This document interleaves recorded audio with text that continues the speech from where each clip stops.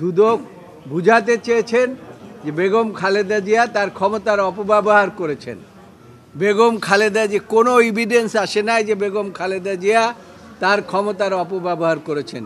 যে কথাটি কায়সার কামাল সাহেব বলেছেন যে একটা বিচার বলে একটা জিনিস আছে, সেই বিচারটা আল্লাহরও বিচার আছে, আবার মানুষেরও বিচার আছে।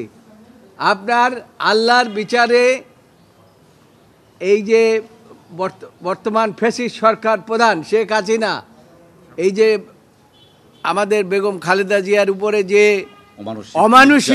অমানবিক ভাবে বিচার করেছেন, তার চাইতে বেশি বিচার আল্লাহ তার প্রতি করেছেন। তিনি ভাতও খেয়ে যেতে পারেন নাই, এর চাইতে আর বড় বিচার কিছু নাই। তো সুতরাং বেগম খালেদা জিয়ার আজকে খালাসে সারা দেশবাসী খুশি, এবং আমরাও খুশি।